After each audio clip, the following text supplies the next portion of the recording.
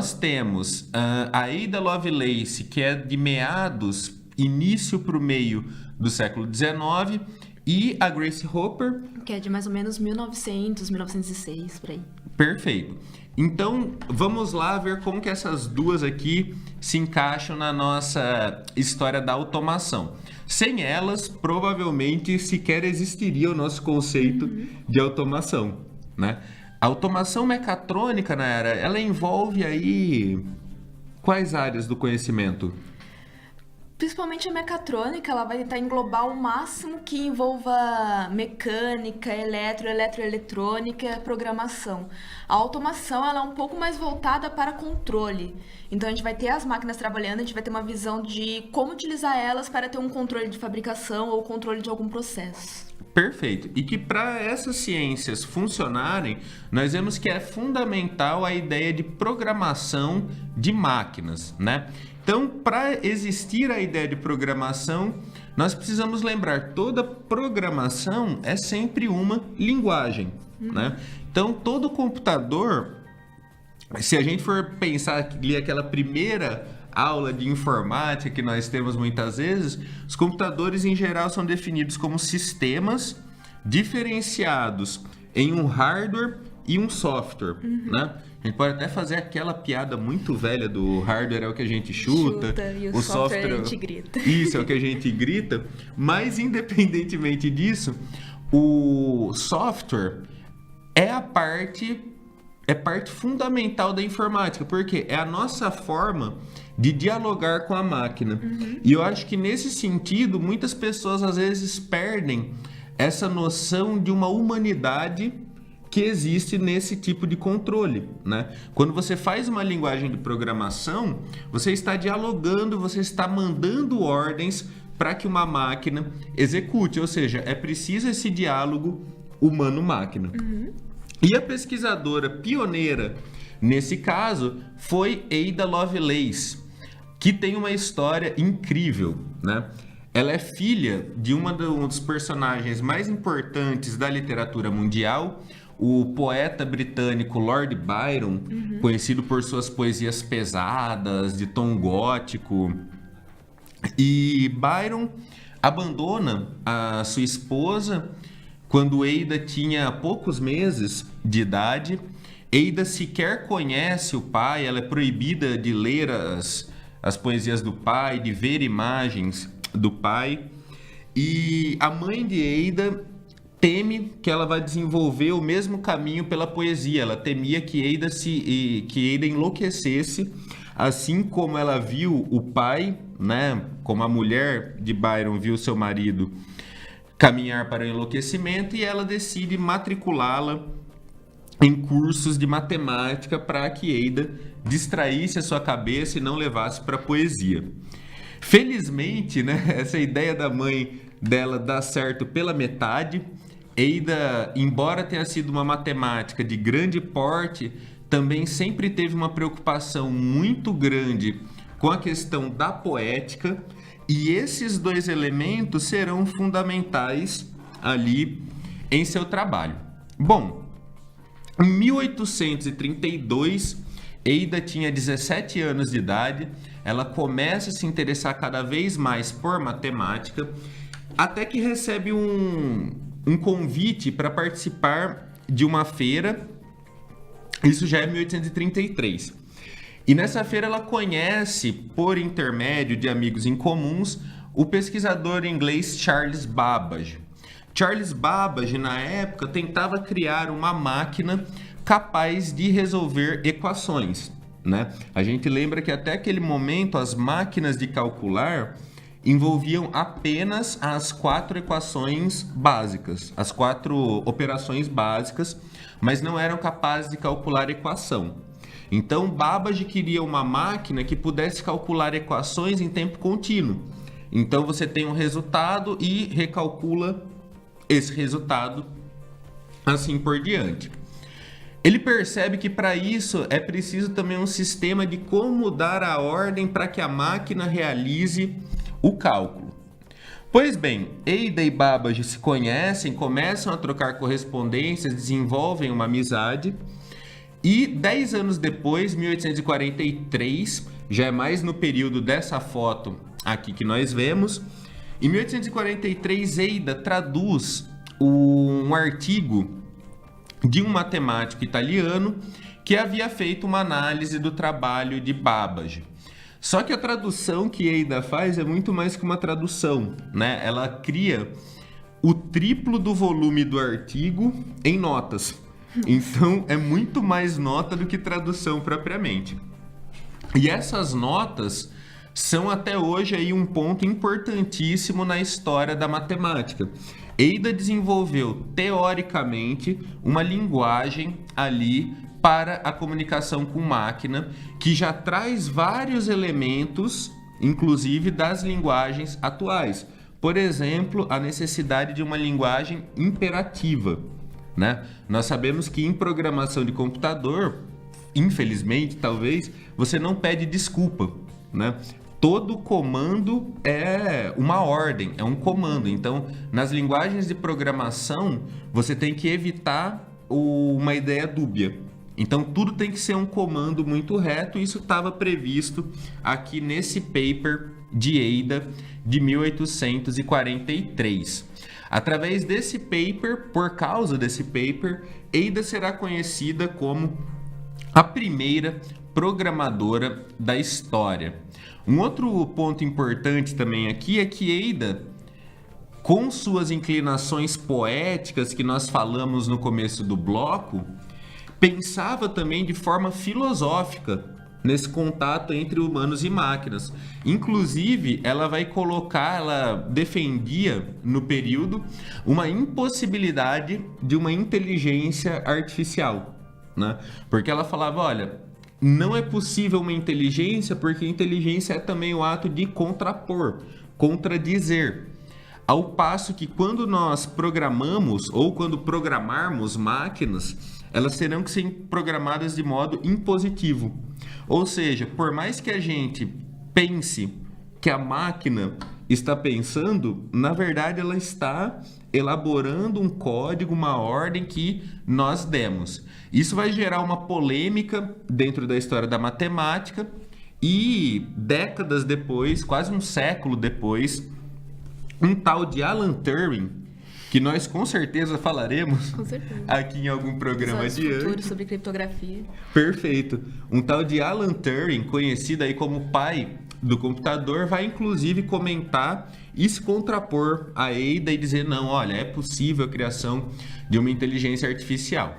Mas, resumindo esse quadro da Ada Lovelace, talvez o ponto mais importante seja, dentro da informática, a linguagem de programação foi inventada antes do hardware. Então, você xinga antes de chutar nesse caso, né? Agora, algumas décadas depois, o projeto de Charles Babbage de computador nunca foi adiante. Babbage nunca conseguiu construir uma máquina como queria, que fosse plenamente operacional, mas essas pesquisas com informática deram muitos frutos adiante. Sim, mais pra frente, a gente tem, claro, vários cientistas que desenvolvem um pouco mais na área de informática. O início da eletrônica digital também é algo surpreendente para a humanidade, mas em 1906, em 9 de dezembro de 1906, nasce a Grace Hopper. Ela foi uma das figuras mais importantes para a programação no mundo por causa que ela dá início a vários compiladores, que antes já não existia, e linguagens de programação que tornam a maneira de programar um pouco mais humana. Porque antes era usado mais equações e ela começa a envolver palavras-chave no meio da programação para ficar mais fácil de programar. Eu acho que esse é um ponto legal, né, da gente esclarecer para os nossos ouvintes, porque quando nós pensamos em computador, atualmente já vem um kit completo, né? Então eu tenho um sistema operacional X e o sistema operacional é baseado em janelas, e nessas janelas a gente tem ali todos os programas rodando. O computador está operando por meio de equação. Aquilo que nós estamos vendo é só o retrato dessas equações. Então, inicialmente, nos computadores não tinha essa interface amigável, né? Até a década de 60, início dos anos 70, era programação de máquina. De máquina, isso. Então, antes da Grace Hopper, e aí essa ideia tão revolucionária, cada comando era dado em uma linguagem matemática, né? Com a Grace Hopper, nós temos o começo do uso da linguagem propriamente humana, no caso, o inglês, para transferir as ordens para a máquina. Isso. Ela, começando do começo da história dela, como eu já citei, ela nasceu em 9 de dezembro de 1906. Ela é a irmã mais velha dentre 3 irmãos. E para poder contar um pouco da natureza já curiosa dela, há os boatos de que quando ela tinha mais ou menos em torno de 7 anos, ela havia quebrado 9 relógios para poder descobrir como eles funcionavam. Então a curiosidade de saber como máquinas funcionavam, de tentar aprimorar um pouco mais, já era natural dela. Ela se forma em 1928 na Universidade de Varsóvia em matemática e em física. Mais pra frente ela vai acabar trabalhando nessa universidade também como professora titular. E depois ela tem mestrado em Yale em matemática, PhD também, ela tira o PhD em 1934. E depois o nome dela é Grace Murray. Ela recebe o sobrenome de Hopper por ter se casado com o Vincent Hopper, só que ela se divorcia, mas resolve manter o sobrenome por questões de marca registrada já dela. Todo mundo já conhecia ela como Grace Hopper. O envolvimento dela com informática começa quando ela se alista na Marinha no projeto Waves. Acontece que em 1944, 2 anos depois do ataque em Pearl Harbor, 1943. 2 anos depois, os Estados Unidos criam o projeto Waves, que era para poder contratar mulheres para poder servir na Marinha por questão de emergência. Ela tem uma certa dificuldade para poder entrar, porque ela era muito baixinha, magra, e também ela já estava com uma idade certa, um pouco avançada para entrar no exército. Estava com 30 e poucos anos nesse período. E aí ela consegue autorização para conseguir entrar. Em 1944 ela se forma na turma da Marinha como a primeira da turma, e aí ela é mandada para trabalhar em Harvard com a Mark I, na programação da Mark I, que é usada no projeto Manhattan. Vamos lembrar que o Mark I também é o primeiro modelo de computador americano funcional da história, né? Nesse período existe sempre aquela dúvida, quem criou o primeiro computador? Nós temos 3 fortes competidores nessa história, que são o Mark I da Universidade de Harvard, nós temos a calculadora universal do Alan Turing e nós temos também o Z1, que é o computador desenvolvido pelo cientista nazista Konrad Zuse. Então, nesse período só existiam 3 computadores no mundo e a Grace trabalhou em um deles. Sim. A importância da Mark I é que no projeto Manhattan era um projeto para poder desenvolver bombas atômicas, que no caso é a bomba que foi parar no Japão depois, no final da Segunda Guerra Mundial. Ela foi chamada para poder trabalhar nesse projeto por causa que ela era uma matemática brilhante, uma física também. E aí o desafio era criar o equacionamento matemático para descobrir exatamente os pontos de força necessários para fazer uma bola implodir em si. Então, para isso, eles usaram a Mark I, era algo impossível de calcular humanamente.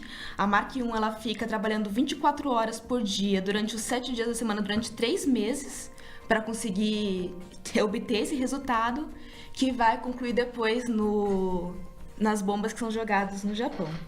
Perfeito. A Grace também, a trajetória dela não se resume a uma área, né? Eu acho que isso é uma das coisas interessantes. Então, ela era uma estudante, se torna uma acadêmica, se torna uma cientista e vai se tornar também empresária, né? Ela vai para o meio empresarial logo após a Segunda Guerra. Sim, após a Segunda Guerra Mundial também tem a história da Mark II, que ela encontra um bug na Mark II, que era a Vespinha que aparece, a gente coloca a imagem aqui, que tem no caderno dela a anotação onde ela pega a Vespa, que entra nos tubos a vácuo da Mark II, usa o termo debug para poder tirar a Vespa, esse termo acaba se tornando popular, todo mundo começa a usar ele. E depois dessa história, que é algo curioso para se contar, ela entra numa empresa, na Arctic Merkley, para poder trabalhar com a criação do Univac 1. Univac 1, que será o primeiro computador comercial da história, fundamental na história dos anos 50, dos anos 60, vem aqui para o Brasil, é inestimável. Aí a função do Mark I é antes de outras empresas como IBM, Honeywell se meterem nessa área, né? Primeiro computador comercial do mundo. Isso. A importância dela de trabalhar com o Univac 1 é que ela começa, nesse ponto, a desenvolver os compiladores e as linguagens de programação usando os termos em inglês. Junto com a equipe dela, ela desenvolve os compiladores A0, A1, A2, A3 e o B0. O B0 depois ele vai virar o Flowmatic e o Flowmatic, consequentemente, adaptado, vai acabar virando o COBOL. Que é bacana, inclusive, porque quando a gente preparava aqui o material para esse programa, eu fui ver pela primeira vez o que significa COBOL, né? Então eu estudo história da informática há algum tempo, mas eu nunca tinha reparado no anagrama que forma COBOL. Então COBOL é Common Oriented Business Operating Language.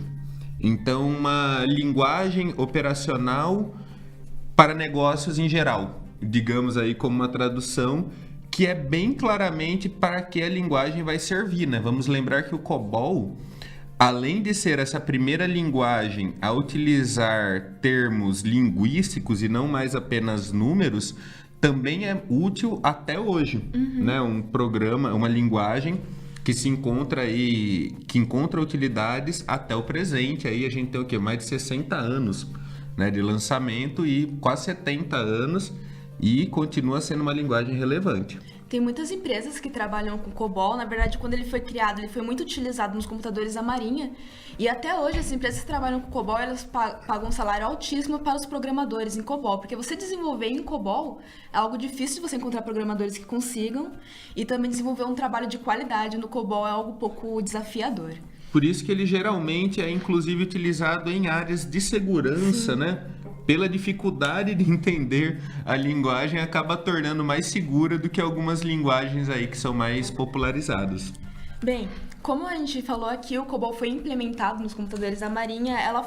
A Grace Hopper ela foi afastada da Marinha em 1956 por questão de idade, mas na Marinha acabou tendo um problema com diferenças de linguagens em cada computador.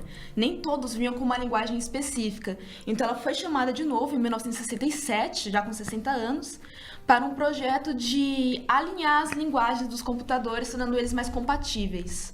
Ela era um projeto que era para durar 6 meses, ela acaba ficando 19 anos para poder desenvolver isso. Pode continuar. E aí, depois de desenvolver isso, ela acaba virando uma porta-voz da Marinha. E aí ela começa a fazer palestras sobre a trajetória dela, o que ela desenvolveu e todas as histórias que ela acabou participando. Bacana. Só um ponto com relação a essa questão dos computadores no final dos anos 60. Vamos lembrar que até esse período não existia compatibilidade entre computadores, nem mesmo dentro da própria marca. Então, se você tinha um computador X da Univac, não necessariamente o programa que você rodou nele rodaria no computador Y da Univac. Quanto mais de uma marca concorrente. E isso, inclusive, acabava dificultando a produção de softwares, porque geralmente cada máquina era vendida com um pacote de software daquela máquina, que é algo muito diferente de hoje em dia. Então, hoje em dia, por exemplo, o software é muito mais vendável do que o hardware, porque o hardware eu compro uma vez e aí eu vou ter um tempo ali de vida útil. Agora, o software, eu tô sempre precisando atualizá-lo, mudar alguma coisa. Então, notem, o mercado de informática muda completamente com esses trabalhos da Grace Hopper. 2 vezes, né? A primeira por trazer uma linguagem mais intuitiva. A segunda por poder aí pesquisar e facilitar a interconexão entre máquinas. A conexão entre as linguagens, como o Lucas acabou citando aqui, era difícil por causa que se você tivesse uma versão diferente de um software, se o software que você tinha, algum programa que você criasse naquele computador já não era compatível com o outro. E mais pra frente, claro que a Grace Hopper ela ajudou a criar essa compatibilidade, Mas interessante, que talvez a gente possa citar em programas futuros, é que a linguagem Java vem para poder quebrar um pouco desses padrões. Porque, por exemplo, se você programar em C e você compilar um programa que você criou em C em um Windows, ele só vai rodar em um Windows. Se você tentar usar no Ubuntu depois, ele não vai rodar. E aí a Java, independente de qual computador que você compilou ele vai rodar tanto em Windows quanto em Ubuntu no Linux, desde que ele tenha o arquivo Java dentro do sistema dele. Ou seja, nós vemos aqui com essas duas grandes cientistas, eu acho que a lição que fica no final é: programação é coisa de mulher. Sim, na verdade, a questões de desenvolver matemática, cálculos científicos, teve muitas mulheres que trabalharam na área, tanto na NASA, por exemplo, para poder desenvolver os foguetes durante a Guerra Fria, nessa corrida. Muitas mulheres trabalharam com o equacionamento, desenvolvimento das contas para poder saber qual a quantidade da massa do foguete, a perda dela. A gente teve até recentemente aquele filme Estrelas Além do Tempo, que conta mostra um pouco a história de alguma dessas computadoras, né, como elas eram chamadas na época. Então, nesse período, teve muitas mulheres, além das que a gente citou aqui, que estavam ali envolvidas com o desenvolvimento de ciência.